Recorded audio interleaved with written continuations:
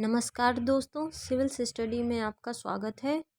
इस सीरीज में हम एंशिएंट हिस्ट्री के टॉपिक वाइज संबंधित महत्वपूर्ण तथ्यात्मक प्रश्नों का डिस्कशन करेंगे। ऐसे ही अन्य वीडियो में टॉपिक वाइज तथ्यों को कवर किया जाएगा। ये तथ्य घटना चक्र और लूसेंट तथा अब तक आए हुए सारे इम्पोर्टेंट तथ्यों को कवर करेगा। आज का हमारा एंशिएंट का टॉपिक है सिंधु सभ्यता। चलिए देखते हैं पहला तथ्य क्या है हमारा। सिंधु घाटी सभ्यता के मुख्य निवासी थे। इस सभ्यता के मुख्य निवासी थे द्रविड़ एवं भूमध्य सागरीय। अगला तथ्य है सिंधु घाटी का सर्वाधिक पूर्वी पुरा स्थल आलमगीरपुर जो कि उत्तर प्रदेश में है, उत्तरी पुरा स्थल मांडा जो कि जम्मू कश्मीर में है, तथा दक्षिणी पुरा स्थल दैमाबाद ये महाराष्ट्र में है, और पश्चिमी पुरा स्थल जो सुत कागेंडोर है ये पाकिस्तान में है। ये तथ्य काफ़ी बार पूछा जा चुका है तो इसे एकदम याद कर लीजिए। अगला तथ्य है मानव सर्वप्रथम प्रयोग में लाई गई धातु कौन सी थी? तांबा। तांबा धातु है, ये पूरा पाषाण काल से ही प्रयोग में लाई जाने लगी थी। अगला तथ्य देखते हैं हड़प्पा सभ्यता युग से संबंधित है, तो हड़प्पा सभ्यता को हम कांस्य युग सभ्यता भी कहते हैं। सिंधु सभ्यता कैसी सभ्यता थी? ये एक नगरीय सभ्यता मानी जाती है क्योंकि जो प्रणाली थी ये पूरी नगरीय तरीके से थी और काफ़ी टेक्नोलॉजी को इन्होंने अपनाया था। जैसे कि इन्होंने जो इनका रोड का सिस्टम था, सड़क का सिस्टम था, इन्होंने ग्रिड पद्धति अपनाई थी। और इन्होंने जो नाली वगैरह जो होती है जो गंदा पानी निकल सके तो उसके लिए ईंटों पत्थरों का उपयोग करके एक निकास द्वार बनाया। और कई स्नानागार यहाँ में मिले, अन्नागार मिले, और काफ़ी मात्रा में ये लोग व्यापार भी करते थे। जैसे मेलुआ शब्द का प्रयोग कई बार आया है। तो इस तरीके से हम ये कह सकते हैं कि ये जो सभ्यता थी सिंधु सभ्यता वो काफ़ी हद तक नगरीय थी, इसीलिए इस सभ्यता को नगरीय सभ्यता कह दिया गया। अगला तथ्य है आर्यों की सभ्यता किस प्रकार की थी? तो आर्यों की सभ्यता को ग्रामीण सभ्यता कहा गया।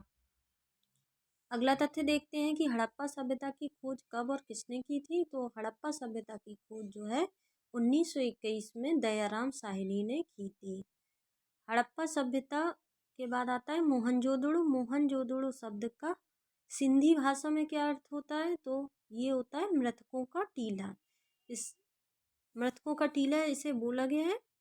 अगला तथ्य देखते हैं कि मोहनजोदड़ो सिंध प्रांत के किस जगह स्थित है? तो ये है पाकिस्तान के लरकाना ज़िले में। तो पूछ दिया जाता है कि हड़प्पा सभ्यता मोहनजोदड़ो सभ्यता क्या भारत में है? नहीं, ये भारत में नहीं है, पाकिस्तान ज़िले में स्थित है। अगला देखते हैं कि सिंधु घाटी सभ्यता किस धातु से परिचित नहीं थी? तो सिंधु घाटी सभ्यता में जो है अभी लोहे का प्रयोग नहीं हुआ था, ये केवल कांस्य धातु से ही परिचित थे। लोहे धातु से परिचित नहीं थे, ना ही इसका कोई प्रमाण मिला है। सिंधु घाटी सभ्यता की मुख्य विशेषता क्या थी? इसकी मुख्य विशेषता यही थी कि ये नगर योजन प्रणाली इसकी सुसज्जित थी। अगला तथ्य देखते हैं कि हड़प्पा सभ्यता में भवनों का निर्माण किस से किया जाता था? तो पक्की ईंटों से ही ये भवनों का निर्माण करते थे। अगला तथ्य देखते हैं कि ताम्र पाषाण युग को कौन सा युग भी कहा जाता है?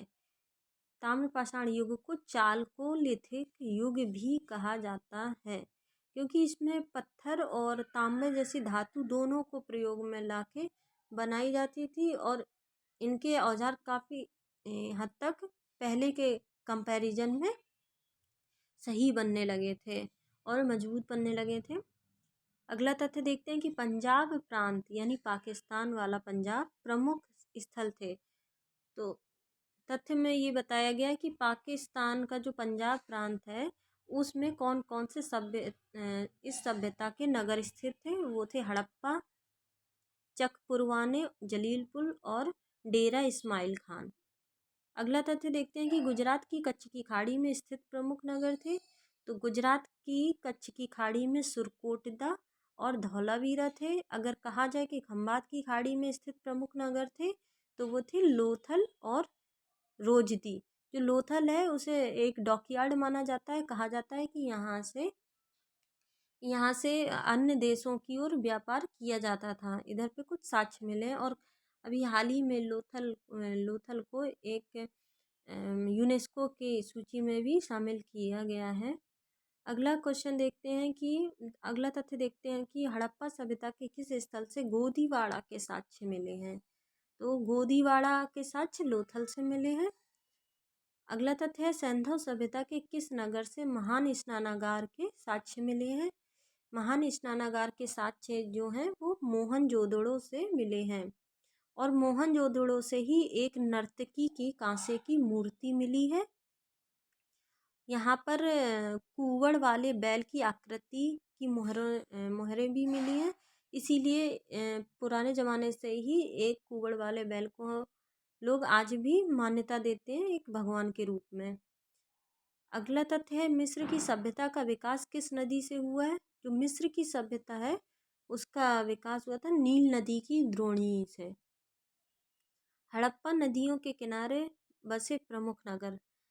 अब ये तथ्य काफ़ी पूछे गए हैं कि कौन सी सभ्यता के किनारे कौन सी नदी है। तो हड़प्पा जो है वो रावी नदी के किनारे है और मोहनजोदड़ो सिंधु नदी के किनारे, रोपड़ सतलज नदी के किनारे, कालीबंगा गग्गर नदी के किनारे, लोथल भोगवा नदी के किनारे, आलमगीरपुर हिंडन नदी के किनारे बसा हुआ है, राखीगढ़ी घग्गर नदी, बनावली सरस्वती, भगवानपुरा सरस्वती नदी। तो देख लेते हैं इनकी जगह भी देख लेते हैं। हड़प्पा मोहनजोदड़ो तो आपको पता ही चली गया कि ये पाकिस्तान ज़िले में लड़काना में आ जाते हैं।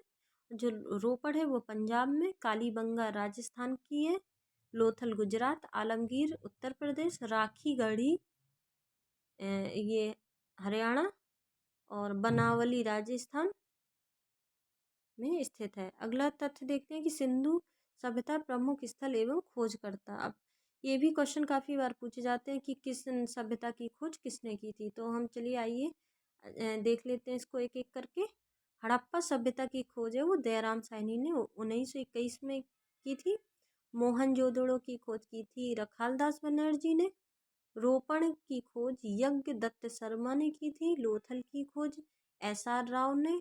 सुरकोटदा JP जोशी, बनावली RS बिष्ट द्वारा, आलमगीरपुर यज्ञदत्त शर्मा द्वारा, धौलावीरा JP जोशी द्वारा और राखीगढ़ी सूरज भान। इसमें जो ज़्यादातर पूछा जाता है रोपड़ का याद रखिए यज्ञदत्त शर्मा और राखीगढ़ी सूरज भान, धौलावीरा JP जोशी।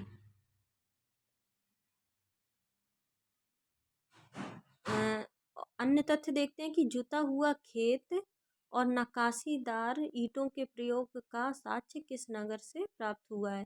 तो ये भी हमारा कालीबंगन से प्राप्त हुआ है। ये कालीबंगन राजस्थान में स्थित है। इधर ही से एक जुता हुआ खेत प्राप्त हुआ है। किस नगर से 3 मुख वाले देवता पशुपति शिवनाथ की मूर्ति एक सील पर मिली है। इस मूर्ति में कौन से जानवर पशुओं का चित्र मिला है। हाथी, गैंडा एवं भैंसा विराजमान है। ये जो सील है ये कहाँ से मिली है। ये भी मोहनजोदड़ो सभ्यता से मिली है। तो इसमें भी तथ्य पूछ दिया जाता है कि पशुपति शिवनाथ की मूर्ति कहाँ से मिली है और इसमें किस किस पशुओं की आकृति शामिल है। तो पशु में हाथी, गैंडा, भैंसा है और ये जो मूर्ति ये जो मोहर है वो मिली है मोहनजोदड़ो से। अगला तथ्य है सिंधु सभ्यता की लिपि कैसी है। तो सिंधु सभ्यता की लिपि है भाव चित्रात्मक। अभी इस लिपि को पढ़ा नहीं गया है। अगला तथ्य है सिंधु सभ्यता के लोगों ने नगरों और घरों के विन्यास के लिए कौन सी पद्धति अपनाई। ये ग्रिड पद्धति है। ये एक नई टेक्नोलॉजी ये उनकी एक टेक्नोलॉजी बेस्ड थी, इसीलिए इसको नगरीय सभ्यता का रूप दे दिया गया था। अगला तथ्य है सिंधु सभ्यता में मुख्य फसल क्या थी। इसमें गेहूं और जौ मेन फसल थी और जौ के साक्ष्य भी बहुत जगह मिले हैं। और कहा भी जाता है कि जो कपास का प्रयोग है वो भी सिंधु घाटी सभ्यता से भारत प्रयोग में ले रहा है। तभी से माना जाता है कि कपास की उत्पत्ति का उद्भव भारत में ही पहले हुआ था, सबसे पहले। इसी प्रकार देखते हैं कि सैंधव सभ्यता में मिठास के लिए क्या प्रयोग किया जाता था। ये लोग शहद प्रयोग में लाते थे, और मिट्टी से बना हल्का सा एक खिलौना जो मिले हैं, वनमाली से मिले हैं। कुछ महत्वपूर्ण तथ्य और देख लेते हैं इनके बारे में, कि सभ्यता में और क्या क्या चीज़ें, किन किन चीज़ों के प्रमाण मिले हैं। जैसे ऊनी और सूती वस्त्रों का प्रयोग भी सैंधव सभ्यता के निवासी करते थे। सिंधु सभ्यता के लोगों को तलवार के बारे में नहीं पता था, ये तलवार से परिचित नहीं थे। कहा जाता है कि पर्दा प्रथा एवं वेश्यावृत्ति सैंधव सभ्यता में प्रचलित थी।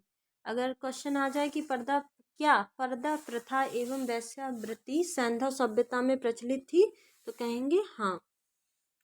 हड़प्पा सभ्यता में शवों को दफनाने, जबकि मोहनजोदड़ो में जलाने की प्रथा थी। तो ये भी तथ्य काफ़ी बार पूछा जा चुका है कि जो जलाने की प्रथा थी वो किस सभ्यता में थी, वो थी मोहनजोदड़ो में। और शवों को दफनाने की जो सभ्यता प्रणाली अपनाई गई थी वो हड़प्पा सभ्यता में। लेकिन लोथल एवं कालीबंगा में युग्म समाधियाँ मिली हैं, एक साथ दो दो समाधियाँ, दो दो शवों का एक समाधि मिली है। ये थी लोथल एवं कालीबंगा। लोथल कहाँ है? गुजरात में। कालीबंगा राजस्थान में देखा गया ऐसा। कालीबंगा में एक और चीज़ मिली है कि ये हड़प्पा कालीन स्थल था, जिसका निचला सिरा जो शहर था वो सामान्य लोगों के रहने हेतु भी था, और ये चारों ओर से घिरा हुआ था दीवारों से। और जो कालीबंगा है, यहाँ हवन कुंड मिले हैं, जिससे ये पता चलता है कि यहाँ पे अग्नि पूजा होती थी।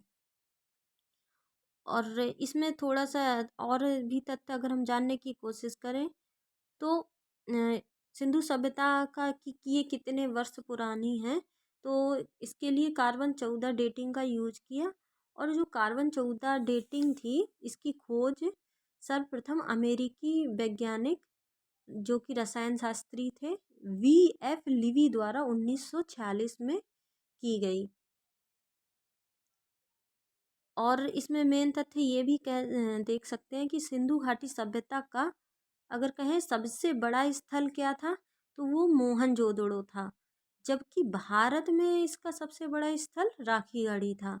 राखीगढ़ी भारत में, और पूरे अगर विश्व में देखा जाए तो मोहनजोदड़ो इस सभ्यता का सबसे बड़ा नगर था। राखीगढ़ी कहाँ है? हरियाणा में है। और देख ही लिया है कि इसकी खोज सूरजभान ने किया था। इससे संबंधित एक तथ्य और भी देख सकते हैं कि लेखन कला की उचित प्रणाली विकसित करने वाली पहली सभ्यता सुमेरियन की सभ्यता थी। तो ये तथ्य काफ़ी बार पूछा जा चुका है कि लेखन कला की उचित प्रणाली विकसित करने वाली पहली सभ्यता क्या थी, वो थी सुमेरियन सभ्यता। तो इस प्रकार हम अपना यहीं पर विराम देते हैं। और अगर आपको हमारे टॉपिक सीरीज में ये तथ्य सही लगे हों, समझ में आए हों, तो वीडियो को शेयर कीजिए, लाइक कीजिए और सब्सक्राइब कीजिए। Thank you.